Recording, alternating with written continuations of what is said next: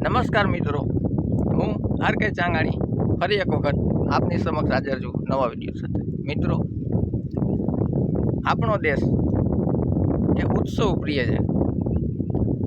શ્રાવણ મહિનાની અંદર આવતા તહેવારો પુષ્કળ આવે અને બધા આનંદદાયક હોય। અને આપણા દેશને માટે આપણી સંસ્કૃતિએ કીધું છે કે ઉત્સવ પ્રિય ખલું મનુષ્ય। આપણા દેશના માણસોને ઉત્સવ પ્રિય છે। તમે જો આપણા દેશના જે તહેવારો છે ને એની પાસે સાયન્ટિફિક કારણ હોય છે। બીજી સંસ્કૃતિના તહેવારો છે પણ એની પાસે સાયન્ટિફિક કારણ નથી, ફક્ત મોજ મજા ને એવું હોય છે। આપણા ઉત્સવોની પાછળ તંદુરસ્તી પણ જળવાયેલી હોય છે। કેવા ઉત્સવોમાં કેવું ખાવું, કેવું પહેરવું। મિત્રો, શ્રાવણ મહિનાની અંદર આવતા ઉત્સવ એમાંથી એક ઉત્સવ એટલે આપણી રક્ષાબંધન, શ્રાવણી પૂર્ણિમા। આ દિવસે 3 ઉત્સવો ભેગા થાય છે।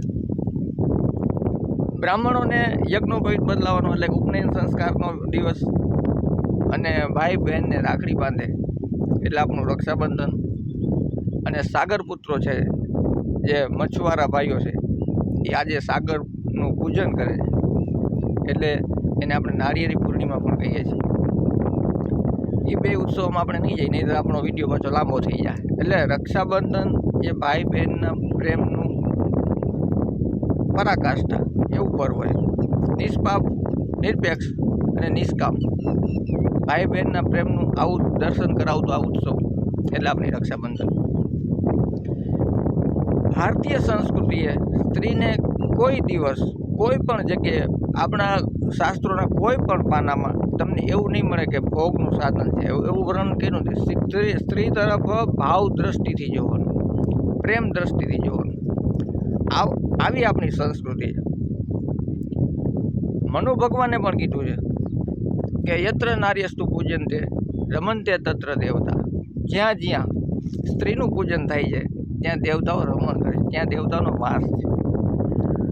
એટલે સ્ત્રીનું પૂજન કરવું એટલે એની કંઈ થાળી લઈને આરતી નથી ઉતારવાની, પણ એને ભાવ દ્રષ્ટિથી જોવાનું, પ્રેમ દ્રષ્ટિથી જોવાનું, આદરથી જોવાનું। ત્યાર પછી રક્ષા બાંધતી પહેલાં બેન ભાઈના કપાળે તિલક કરે। એ શું સૂચવે છે? સામાન્ય આ પ્રક્રિયા છે પણ આની પાછળનું મહત્વ બહુ મોટું છે। જેમ શંકર ભગવાને ત્રીજું નેત્ર ખોલીને કામદેવને ભસ્મ કર્યો છે, એવી રીતે આ પણ એ સૂચવે છે કે ભાઈના કપાળે તિલક કરી અને ત્રીજું નેત્ર ખોલી અને જે બાહ્ય શત્રુઓ તો હોય જ માણસના, પણ આંતરિક શત્રુઓ છે જે કામ, ક્રોધ, વિકાર, એનો પણ નાશ કરી અને વિકાસની કેડી ઉપર ચાલે, આવો એની પાછળનો ભાવ દર્શાવેલો છે।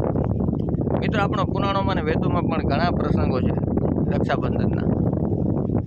દેવદાનવોના યુદ્ધમાં જ્યારે ઇન્દ્ર હતાશ થઈ જાય ત્યારે ઇન્દ્રાણી ઇન્દ્રને રાખડી બાંધે છે। મહાભારતમાં પણ યુદ્ધ વખતે કુંતા માતા અભિમન્યુને રાખડી બાંધે છે। એટલે આવો ટૂંકમાં કેવું હોય તો રક્ષાબંધન એટલે સ્ત્રી તરફ જોવાની દ્રષ્ટિ બદલાવી, રક્ષાબંધન એટલે ભાઈએ બહેનના રક્ષણની લીધેલી જવાબદારી, રક્ષાબંધન એટલે વિશુદ્ધ પ્રેમનું અવિરત વહેતું ઝરણું, આમાં બ્રેક ન આવે।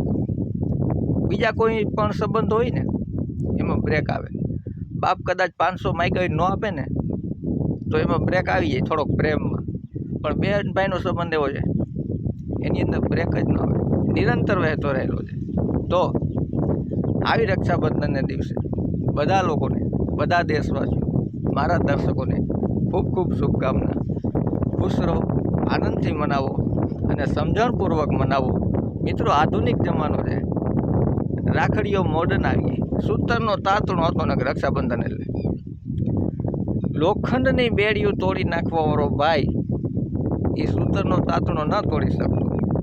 અત્યારે આધુનિક જમાનામાં રાખડીઓ પણ આધુનિક આવી, કાંઈ વાંધો નહીં, જમાનો બદલે છે, બદલો, વાંધો નહીં, ફેન્સી રાખડીઓ લાવો, ભાઈને બાંધો, પણ એની પાછળનો જે ભાવ છે, જે મહત્ત્વ છે, જે પ્રેમ છે, એ આધુનિક નહીં લાવો, નહીંતર ઉત્સવો બગડી જશે અને તમારું ધાર્યું રિઝલ્ટ નહીં આવે। મિત્રો, આપણે હિન્દુસ્તાની બધું કરીએ પણ આપણા વિચારો ન ભૂલીએ. દુનિયાના કોઈ પણ છેડે હોય, ગમે એ દેશમાં કમાવા જતા હોય, પણ આપણે આપણી સંસ્કૃતિ ન ભૂલવી જોઈએ. તો આવી રક્ષાબંધનના પર્વની બધાને ખૂબ ખૂબ શુભકામના. ફરી મળીશું નવા વિડીયો સાથે. ત્યાં સુધી મને રજા આપો. જય હિન્દ, જય ભારત, જય જય ગરવી Gujarat. Thank you. Thanks for watching my video. ધન્યવાદ.